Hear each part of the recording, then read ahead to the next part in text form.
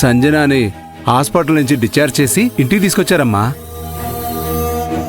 ఇప్పుడే రాజశేఖర్ గారు ఫోన్ చేసి చెప్పారు.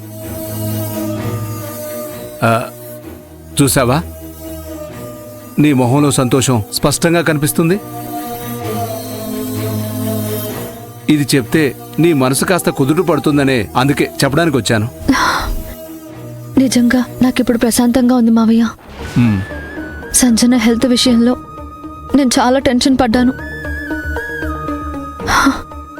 ఇక తనకి ఏ ప్రాబ్లం లేదు కదా మావయ్య? అంతా సర్దుకున్నట్టే కదా? సంజు పూర్తిగా కోలుకున్నట్టే కదా? ఫిజికల్గా ఏ ప్రాబ్లం లేదమ్మా. కానీ ఏంటి మావయ్య ఆగిపోయారు? చెప్పండి మావయ్య. మానసికంగా మాత్రం చాలా డిస్టర్బ్డ్గా ఉందమ్మా. చాలా జాగ్రత్తగా చూసుకోవాలట. తన ఇష్టానికి వ్యతిరేకంగా ఏ పని చేసినా, ఏ విధమైన టెన్షన్ పడినా చాలా ప్రమాదం అని డాక్టర్ చెప్పారంటమ్మా. అందుకే రాజశేఖర్ గారు వాళ్ళు చాలా కంగారు పడుతున్నారు. సంజనాకి ఇంకేది ఇష్టమో, తనకి ఇంకేం కావాలో నాకు తెలుసు మావయ్య. నేను తనని కలిసి ఇష్టం వచ్చింది ఇస్తే సంజన మామూలు మనిషి అవుతుంది. నువ్వు కనిపిస్తే నీ మీద కోపడుతుంది, గొడవ చేస్తుంది కదా?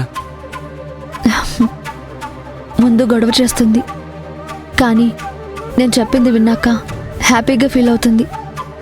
అది నేను చూసుకుంటాను మావయ్య. సరే పవిత్ర, నువ్వు రెస్ట్ తీసుకోమ్మా. ఉంటాను.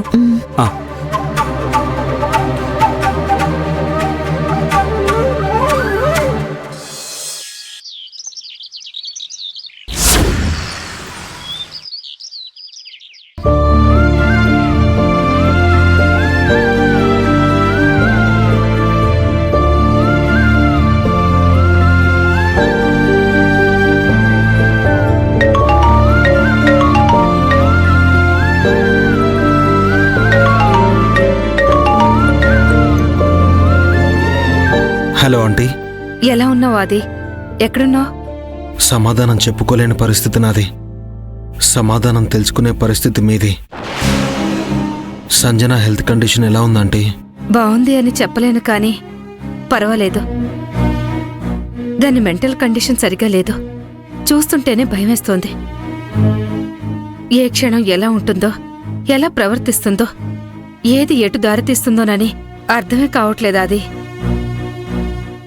ఆంటీ, నేనొచ్చి తనతో మాట్లాడతాను. కన్విన్స్ చేసి తనని మామూలు కండిషన్కి తీసుకొస్తాను. ఒకసారి ట్రై చేయమంటారా? నీకు ఫోన్ చేసింది ఆ విషయం చెప్పడానికి ఆది. నువ్వు పొరపాటున కూడా ఇంటికి రాకు. సంజు నీ మీద, పవిత్ర మీద విపరీతమైన కోపంగా ఉంది. కూతుర్ని చూసి మీ అంకుల్ తట్టుకోలేక చిన్నపిల్లల్లా ఏడుస్తున్నారు. ఆయన చూస్తుంటే నా గుండె తరుక్కుపోతోంది. ఆయన చూస్తుంటే నాకు టెన్షన్గా ఉంది. నేను అంకుల్తో మాట్లాడతానంటీ. పొరపాటున కూడా ఆ పని చెయ్యొద్దాది. నేను వాళ్ళకి తెలియకుండా నీకు కాల్ చేస్తున్నాను. నువ్వు ఇంటికి రావడం గాని, ఫోన్ చేయటం గాని చేయకు. ఈ మాటను నువ్వు పవిత్రకు కూడా చెప్పు. అది నేనిలా చెప్తున్నానని తప్పుగా అనుకోకు. పరిస్థితి అలాంటిది. భలేవారంటీ.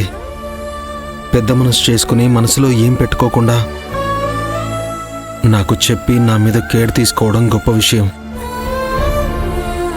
చాలా థ్యాంక్స్ ఆంటీ. సంజన జాగ్రత్త. అలాగే బాబు.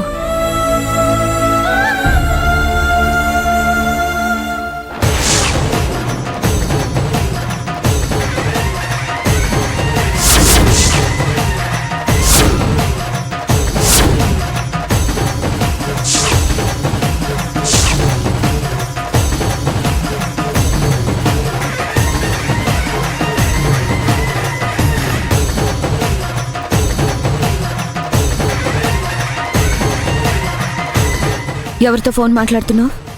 ఎవరితో మాట్లాడలేదే. మా కవర్ చేయాలని ట్రై చేయకు, నేను చూశాను. చెప్పు ఎవరు? గ్యాస్ డెలివరీ బాయ్తో మాట్లాడుతున్నానే.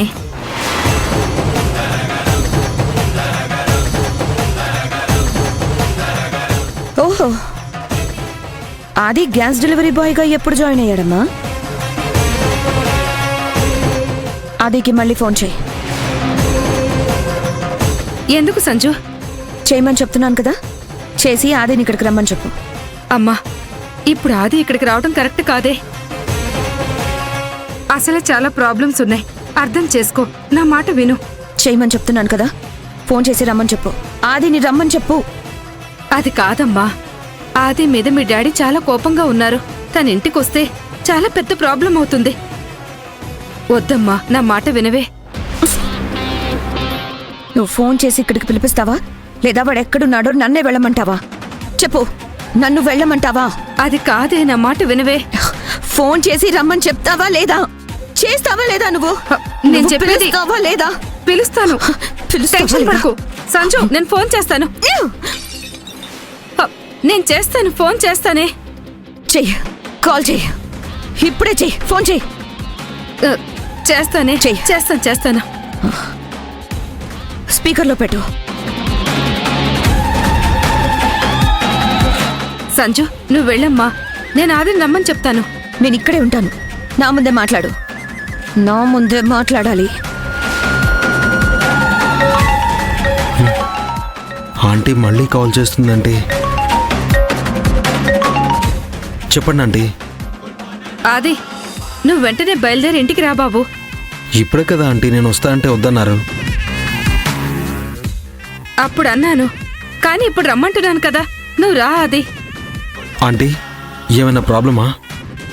అదేమి లేదా ఆది, ముందు నువ్వు రా, నేను చెప్తాను.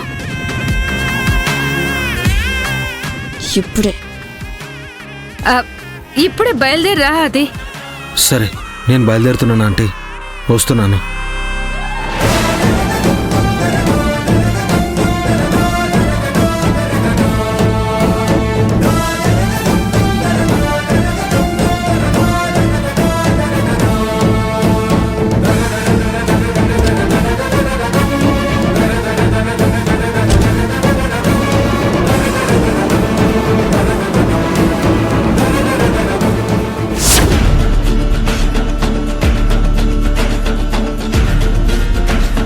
అమ్మా పవిత్ర, ఎక్కడికి వెళ్తున్నావు తల్లి? చిన్న పనుంది, వెంటనే వస్తాను తాతయ్య. అంత కంగారుగా వెళ్తున్నావు?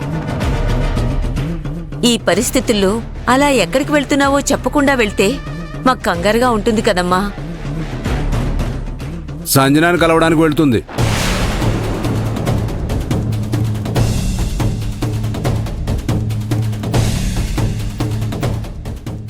ఈ శివయ్య చెప్పేది నిజమా తల్లి? తెలుగులోనే చెప్పానుగా, అర్థం కాలేదా? అవును తాతయ్య, సంజనాన్ని కలవడానికి వెళ్తున్నాను. నువ్వేం చేస్తున్నావో నీకైనా తెలుస్తుందా? ఇప్పుడు ఈ సమయంలో వెళ్లి సంజనాన్ని కలిస్తే ఇంకేమైనా ఉందా? ఏం అక్కర్లేదు, ముందు లోపలికి వెళ్ళు. సంజన హాస్పిటల్ నుంచి ఇంటికి వచ్చింది నాన్నమ్మా. ఇప్పుడు నేను వెళ్ళి కలిసి పరిస్థితిని చక్కదిద్దకపోతే నాదే తప్పవుతుంది.